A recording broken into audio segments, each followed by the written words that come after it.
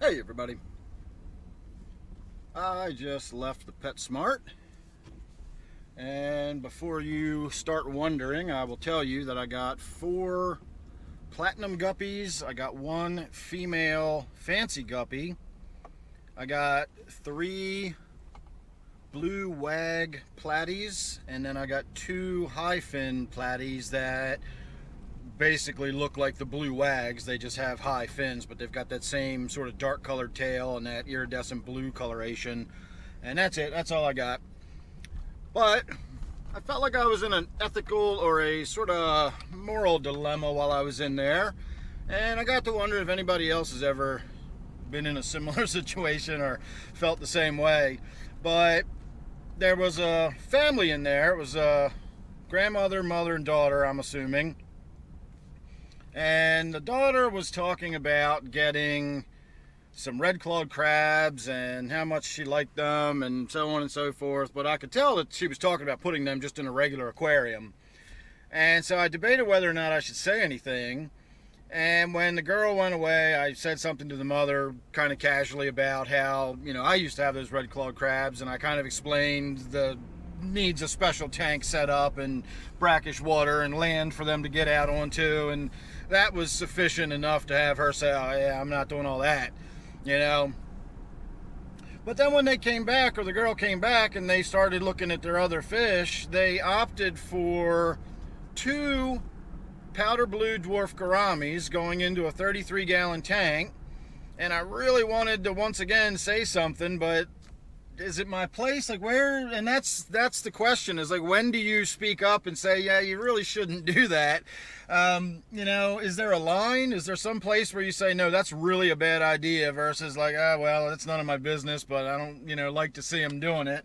And I kind of drew that line with the powder blue. A 33-gallon tank with 2 of them, that could work. I don't know if they've got plants in their tank. And frankly, even if they don't, is it any of my business? Is it any of my business if they want to put 2 dwarf gouramis in a 10-gallon tank, for that matter? Is it my business to butt in and say, maybe you shouldn't do that?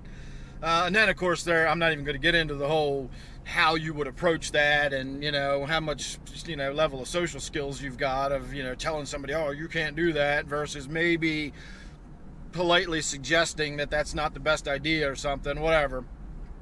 Whether or not to say something at all, to me, is the point of this video, is whether I actually bring up, whether they should do anything or not. So I kept my mouth shut about the 2 dwarf gouramis going into the 33-gallon tank, and the store employee got them all bagged up and everything. And in the meantime, they had decided that they also wanted a common pleco, because they thought they were really neat looking. And I was going to say something about that if, the store employee didn't.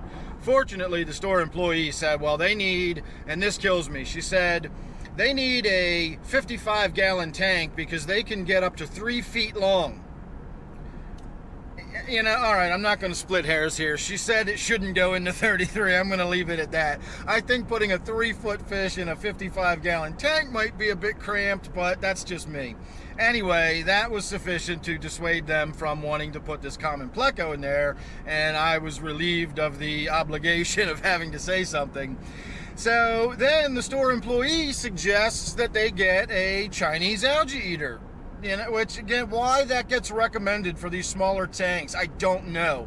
But it says on their thing that they're recommended for 10-gallon tanks. If you actually read the little label that PetSmart puts on their fish, that gives you some general guidelines to go by. So my experience is that my Chinese algae eater outgrew my 55. Well, I guess it could have stayed in the 55. It just wasn't getting along with the other fish. But a Chinese algae eater gets big. It gets 7 or 8 inches. It could get 11 potentially out in the wild. I don't think they get that big in an aquarium, but a Chinese algae eater is a terrible fish to have in a small tank. In fact, I could have stopped right after the word fish there. They're just terrible fish. Don't get Chinese algae eaters. Anyway, that was the store employee's recommendation, a Chinese algae eater. And they said, nah, they didn't really like that, and, so on and so forth. And so they wound up just getting another powder blue dwarf gourami. So they got 3 powder blue dwarf gouramis to go home and put in their 33-gallon tank.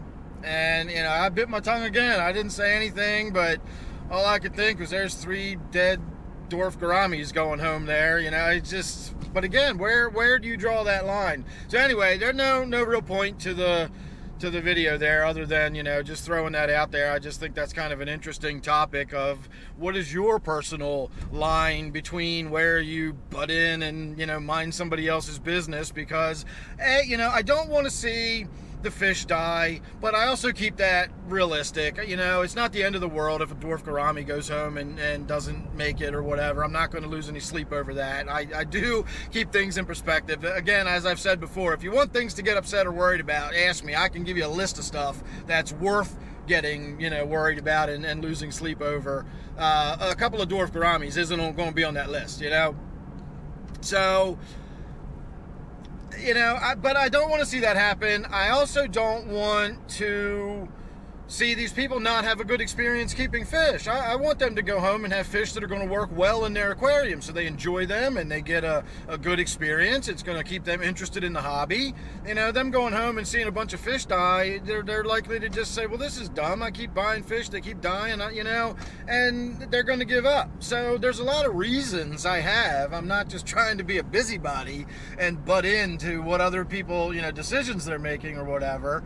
But they also wound up taking 2 tiger barbs home. And again, I kept my mouth shut. You know, for all I know, maybe they've already got 3 or 4 tiger barbs at home already. I don't know. I didn't ask. I just let them buy their 2 tiger barbs, which, if you're not aware, they're a schooling fish, and they can be a fairly nippy, semi-aggressive schooling fish, and especially if they're kept in small numbers. If you keep them even in a school of like 5, they can still be kind of nippy and aggressive. If you give them 6, 8, 9 members of their own little group, all of that sort of nipping and jostling for position will stay within the group, and they'll leave the other fish in the tank alone. So now we got a 33-gallon tank. It's going to have 3 dwarf gouramis and 2 tiger barbs in it. You know, and again, like, what am I going to do? It's none of my business.